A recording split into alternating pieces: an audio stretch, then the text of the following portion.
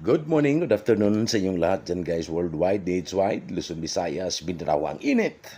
So ito, first time ko lang i-reveal guys yung araw-araw na trabaho ko bilang dance instructor. Actually, first time ko pa to silang na-meet.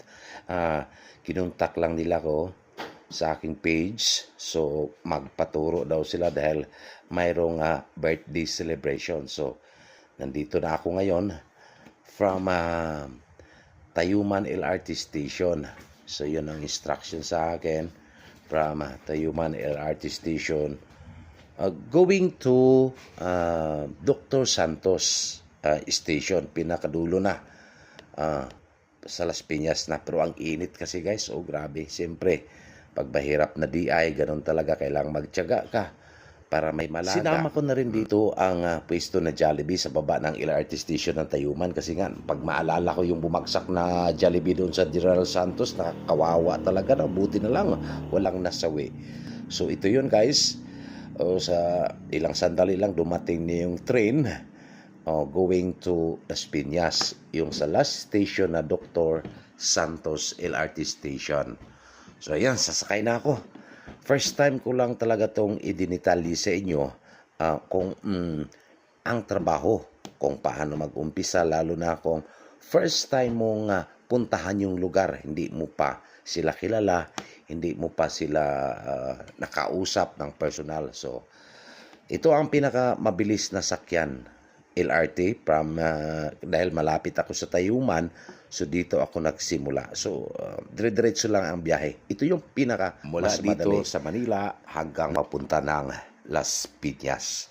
Ngayon lang talaga ako nagbigay ng detalye sa ating manunood tungkol sa ating trabaho. So far sa labas kanina ang init-init, ngayon pagpasok ko sa LRT malamig. So medyo maliwalas na natin dahil malamig na. At saka hindi gaanong masikip, wala pa gaanong pasahero kasi hindi naman siya rush hour.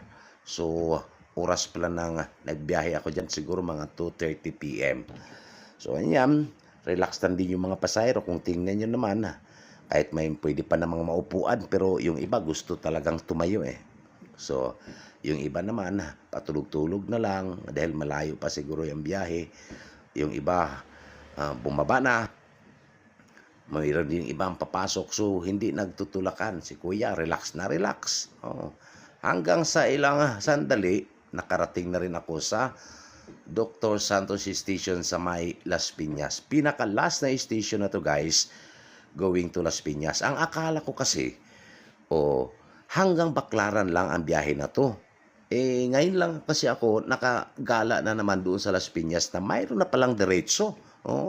From Tayuman going to Las Piñas talaga, going to Dr. Santos Station. So sinubukan natin hanggang dito ako bumaba sa kabila, dahil sa kabila elevator ay punong-puno na. Para lang yun sa mga matatanda. Tayo na bakakpan na tayo malakas, hindi tayo sa hagdanan. Sinubukan ko kasi ganitong content kasi maraming nag-advise na kailangan daw mukha mong makikita with your voice over. So, yan guys, sumakay na ako ng Grab. Automatic kasi pagbaba ko, pag-book ko ng Grab, dami ka agad, nandun ka agad, accept ka agad. Actually, gusto ko sanang mag-angkas. Sobrang init alam mo naman, galing pa akong probinsya, ang itim-itim, tapos madagdagan pa yung kaitiman ko. Kaya nag-Grab na lang ako para medyo socialization, diba? Kahit pa paano makikita ako ng kliyente ko, hindi ako tutong na tutong tingnan, diba? So, first time ko lang din ngayon tumanggap ng ganitong booking. Medyo may excitement nga. So ito yung Grab ko guys, kung saan ako, yung direction ng Grab, kung saan na niya ako dinadala. Siyempre makikita naman natin kung saan na tayo. So ang nakuha kong Grab is Mitsubishi Mirage, kulay red. So yan. So ni-record ko din talaga para makita ninyo. Ito yun. Kulang red Mitsubishi Mirage G4. So ito yun. I-record ko talaga para hindi ako mawala. Video ako. Pati sa baba parang cinematic video ang dating. Di ba? Ayan, pinalusot ko lang dyan sa bintana. So, habang papunta ako doon sa Southville International College. Na, sarap din naman, kwentuhan. Hanggang nakarating na din ako. So, stricto yung guard eh. Yung drop off daw dito lang talaga sa may parkingan. So, ay, bumaba na rin ako. Ngayon, yung pinaka-drop off niya. So, video ko ngayon ng school. Sabi ko ba, laki ng school ah. Siguro mga yayaman din talaga ang may-ari. Actually guys, ang tuturuan ko, yung may-ari mismo ng school, at saka yung mga anak niya, at saka yung mga pamangkin, at saka yung mga apo. Package deals na to guys. Ayaw ko lang sabihin kung magkano ang bigay nila sa akin.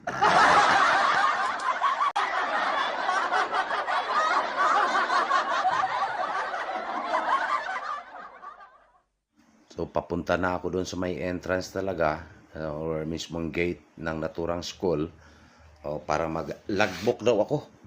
Kaya video ko na rin, para makikita nyo talaga, para maintindihan nyo, di ba? So, nakita na ako ng guard.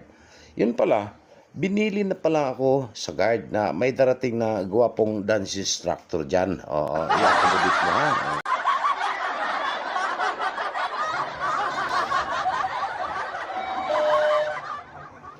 Sabi ni guard na, "Sir, ikaw ba yung dance instructor na sabi nila gwapo?" Oo. Ay, hindi ka naman gwapo, sir ah. Hanggang dumaan kami sa opisina. Then, ihahatid talaga niya ako doon sa studio daw. So, yung school niya, mayroon din talagang studio. Para sa mga dancers nila. Yung mag-aral ng dancing. So, hinatid talaga ako ng guard. Nagulat ako, nakita ko mayroon ng laking gymnasium. Tsaka yung mga pang National College Athletic Association talaga yung mga nag-practice dito. Yun yung ano nila, yung mga lalaban sa volleyball girls o volleyball ladies for National Athletic Association inter-school. So, makyat kami yan. Yan sila mga binibideo ko rin sila para makita nyo. Gaganda ng mga babae na, tsaka tatangkad. At saka ngayon, nagulat ako. Ito yung studio ko na puntahan. Sabi ni guard, wala pa sir, pero bilin daw ni ma'am na dito ka na lang daw maghintay. Sabi ko, nagulat ako sa ganda ng studio. Sabi ko, kung sa Manila pa lang to, laking kikitain natin dito sa mga tutorials. Lalo na pagka usong-usong ngayon mga Argentine at saka Afro-Latin. Laki ng studio. Kaso, ang layo naman. So, naburing ako guys. Lumabas muna ako. Nanood muna ako. Kasi wala pa naman yung aking tuturuan. So, maaga-aga ako dumating. So, nanood muna ako ng volleyball. Ito yung entry nila. Lalaban sa National Athletic Association volleyball team. Mga magagandang mga babae. Tsaka matatangkad. Ang sexy.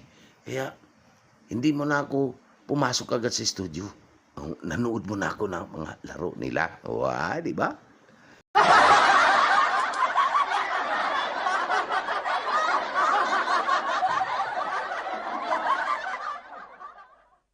Ang sitwasyon ko ngayon, nagbihis na ako, nag-prepare na ako. Para talaga akong teacher. Na walang estudyante, na takot pumasok yung mga estudyante. Anyway guys, ang usapan namin is 4:30. So napaaga lang ako, mayroon pa silang 30 minutes kasi 4 PM na talaga ako dumating. Naisip ko dito, na-imagine ko ang laki ng studio na to at saka ang ganda. Kung nasa Manila pa lang to banda, marami sigurong pupunta dito. At maya-maya pa dumating na sila. So nililista mo na, gumagawa mo na sila ng program, inaayos mo na ang program para gagawin sa parating na birthday celebration ng may-ari nitong school. So yan yung mga tuturuan ko guys. Ay yan, di yan, mga katulong lang yan, mga alalay lang yan. Sabi ni ma'am na lagyan ng seat cover yung upuan. Kasi nakakaya, andito yung dance instructor natin na gwapo. Lagyan, kaya busy-busy yung mga alalay niya. Yan yung si Ma'am Jane. Doc Jane. Yan yung tuturuan ko. Kasama yung mga anak niya, kasama yung mga apo niya, lahat. Pati mga At saka yung DJ naman, yung in charge sa technical, busy, nag-edit ng video. Pero anong nangyari guys, hindi pa nga nag-umpisa, kumain na muna kami. Sabi niya, kain muna. Syempre, nagutom din ako. Actually guys, kumain ako before pumunta dito. Pero siyempre nakakaya. for respect na rin. Siyempre, kain tayo. Kain. May English speaking sila lahat, guys. So, ang dala ko nga English na halos 50 piraso lang English dala ko, nabawasan. Naging 5 piraso na lang natira sa English ko. Grabe. Pati mga ako, puro English. So, yan, habang inayos yung music, kasi nga, actually, nakaready na yung music ko, na-edit ko na, mayroon ng voice over. Pero, inayos pa rin, pinaayos ko sa technical para maganda ang resulta dahil mayroong nadagdag na naman na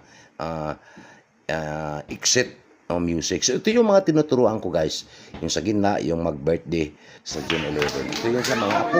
So bago tayo magtapos, nais ko muna pong pasalamatan si Melissa Oduno na siya ang nag-contact sa akin at ni-refer ako dito sa may-ari mismo ng school, Southville International College dito sa Las Piñas.